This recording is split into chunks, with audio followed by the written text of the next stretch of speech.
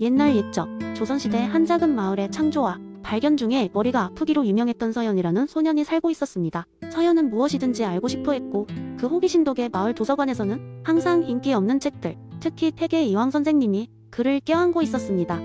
그는 특히 이기론에 매료되었습니다. 매일 밤 서연은 별이 가득한 하늘 아래 앉아 이와 기에 대해 깊이 생각하며 꿈을 꾸었습니다. 그러던 어느 날 서연이 마을 길을 걷고 있을 때 낯선 방문자가 등장했습니다.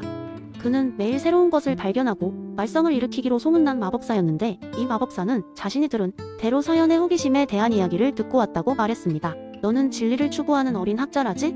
마법사는 웃으며 말했습니다. 난 너에게 재미있는 실험을 하나 제안하고 싶다. 이론이라는 것이 얼마나 흥미로운 결과를 가져오는지 볼 수 있을 것이다. 서연은 눈을 반짝이며 대답했습니다. 어떤 실험이죠? 마법사는 손을 들어 한 알이 하얀 구슬을 보여주었습니다. 이것이 이라면 그는 또 하나의 구슬을 꺼내 보였습니다. 이것은 기, 다. 하지만 이 두 개의 차이가 무엇인지 어떤 일이 일어날지를 넌 직접 찾아내야 할 것이다. 서연은 그 도전에 설렜습니다. 그는 마법사로부터 두 구슬을 받아들고 그것들을 면밀히 살피기 시작했습니다. 첫째 날 서연은 구슬들을 이리저리 굴려보았습니다. 겉보기엔 아무 변화가 없었습니다. 하지만 그는 밤에 멈추지 않고 생각했습니다. 어떻게 하면 이 두 개가 서로의 영향을 받는 모습을 볼 수 있을까? 다음 날 서연은 둘을 다른 상황에 놓아보았습니다. 달림 아래에서, 강가에서, 그리고 바람이 부는 들판에서. 그러던 중 서연은 문득 구슬들이 자신이 기대했던 것처럼 변화한다기보다는 그 자체로 존재하며 주변 환경에 따라 특별한 영향을 미친다는 것을 깨달았습니다. 한 주가 지나고 마법사가 다시 나타나 물었습니다. 그래? 실험 결과를 보았는가? 서연은 깊은 깨달음을 얻은 표정으로 말했습니다. 제가 본 것은 단순한 구슬의 변동이 아니라 그것들이 있는 상황과 상태에 따라 달라지는 모습이었습니다. 이 가 본질이라면 기는 그것을 어떻게 살피고 이해하느냐에 따라 다르게 보이는 것 같습니다. 우리가 이를 이해하고자 할 때 기의 변화도 고려해야 한다는 것을 알았어요. 마법사는 미소 지으며 대답했습니다. 그렇구나. 내가 큰 깨달음을 얻었다. 그것이 바로 이황 선생의 기론을 몸소 경험한 것이다. 서연은 그날 이후로도 구슬들을 연구하며 세상의 본질에 대해 질문을 멈추지 않았습니다. 그는 마을 사람들에게도 자신의 깨달음을 전하며 작은 변화가 큰 의미를 가질 수 있음을 일깨워 주었습니다. 그리하여 이기론의 철학은 그의 삶과 주변의 많은 사람들에게 더 깊이 스며들어갔습니다. 이렇게 서연의 이야기는 마을의 전설로 남았고 그의 깊은 호기심은 마을 사람들에게도 감명을 주어 모두가 조금 더 사물의 본질을 탐구하고자 하는 계기가 되었습니다. 결국 그의 끈기와 열정은 이기론을 단순한 철학적 개념이 아닌 일상의 지침으로 이어지게 했다는 재미있는 이야기가 전해집니다. 두 번째 이야기, 옛날 옛적 조선시대에 한 작은 마을이 있었습니다. 그 마을에는 특별한 우물이 하나 있었는데 이 우물에서 나오는 물은 마을 사람들 사이에서 지혜의 물이라고 불렸습니다. 이 물을 마시면 세상의 이치와 도리를 깨닫게 되어 많은 이들이 이곳을 찾곤 했습니다. 하지만 우물은 항상 잠겨 있었고 마을에서는 그 우물을 열 때 특별한 의식을 치러야 했습니다. 어느 날 이 마을에 한 젊은 학자가 찾아왔습니다. 그의 이름은 정호였고 그는 율곡이이 이기일원론을 바탕으로 사람들에게 새로운 통찰을 전해주고자 했습니다. 마을 사람들은 그에게 지혜의 물을 마실 수 있도록 의식을 준비해 주었고 정호는 감사의 뜻으로 그들에게 흥미로운 이야기를 하나 들려주기로 했습니다. 정호는 이렇게 이야기를 시작했습니다. 이 물은 이화기, 즉 함축적 지식과 현실의 물질이 완벽하게 조화를 이루는 것을 상징합니다. 이 물을 마시면 마음속 깊은 곳에서 자연스럽게 깨달음이 떠오르게 되죠. 그런데 말입니다. 이 물은 항상 존재하지 않는답니다. 매일매일 새벽 4시에 하늘에서 떨어지는 별빛이 이 우물에 닿을 때만 순수한 이와 기가 하나 되어 이 물이 탄생하는 것이지요. 마을 사람들은 정호의 이야기에 귀를 기울였습니다. 정호는 계속해서 이야기를 이어갔습니다. 율곡 선생의 이기일 원론을 생각해보세요. 만약 우리가 이 물을 마시고 얻은 지혜를 현실에서 실천하지 않는다면 그 물은 단지 허영 속의 물거품일 뿐입니다. 이가 곧 기가 되고 기가 이가 될 때 비로소 우리가 꿈꾸는 모든 것이 현실이 되는 것입니다. 마을 사람들 중 한 소년이 물었습니다.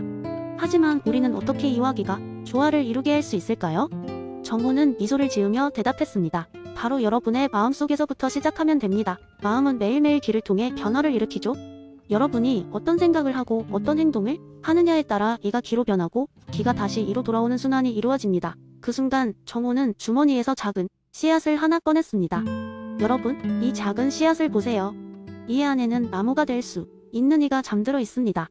하지만 이 씨앗이 땅에 심어지고 물과 햇빛 그리고 시간이 주어져야만 기가 되어질 때 나무로 자라게 되겠죠? 결국 우리가 해야 할 일은 작은 가능성을 현실로 구현하는 것입니다. 이 이야기를 들은 마을 사람들은 각자 자신들만의 씨앗을 가지고 돌아가기로 결심했습니다. 그들은 집으로 돌아가 작은 텃밭을 가꾸기 시작했고 언젠가는 이 작은 시도들이 마을 전체를 변화시킬 것이라는 믿음을 가지고 있었습니다. 정호는 마을을 떠나며 마지막으로 말했습니다. 세상의 이치를 깨닫고 싶다면 이와 기가 하나 되는 순간을 찾으세요. 여러분의 일상 속에서 마음과 행동이 하나가 되는 그 순간을 포착하세요. 그곳에서 진정한 지혜의 물을 발견할 수 있을 것입니다. 마을 사람들은 정호의 현명한 메시지를 가슴에 새기고 하루하루를 새로운 마음으로 맞이하게 되었습니다. 그리하여 마을은 비록 작은 변화로 시작했지만 결국 큰 깨달음과 조화를 이루게 되었다고 전해집니다. 세 번째 이야기. 옛날 옛적 어느 작은 마을에 지식일광장이라고 불리는 곳이 있었습니다. 이곳에서는 항상 사람들이 모여 철학적 토론을 벌이곤 했죠. 그날도 여러 사람들이 광장에 모여 뭔가 열띤 토론을 하고 있었습니다. 주제는 다름 아닌 칸트의 선험적 종합 판단이었죠.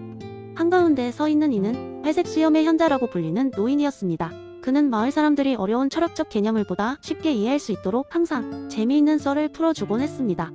여러분, 조용히 집중해 주십시오. 현자가 말했습니다. 제가 지금부터 아주 흥미로운 이야기를 들려드리겠습니다. 모두가 기대하던 그 순간 현자는 이야기하기 시작했습니다. 옛날 옛적에 칸토스라는 신비한 도시가 있었답니다.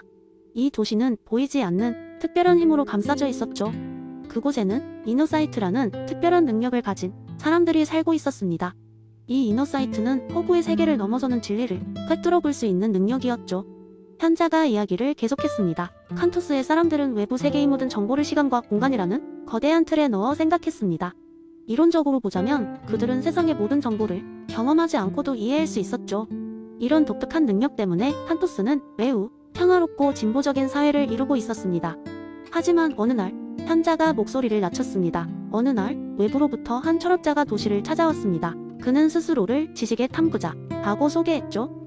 그는 칸토스 사람들이 외부 세계의 경험에 의존하지 않는다는 사실을 믿을 수 없었습니다.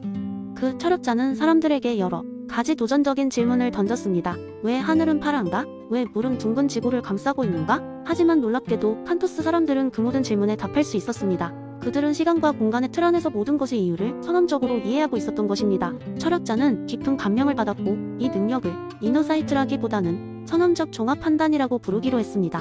그는 칸토스의 비밀을 이해하려고 노력했지만 결국 그 답을 찾지 못했습니다. 왜냐하면 칸토스 사람들의 능력은 그들의 독특한 인식 구조, 사람의 마음이 세계를 이해할 수 있는 방법에 깊이 뿌리를 두고 있었으니까요.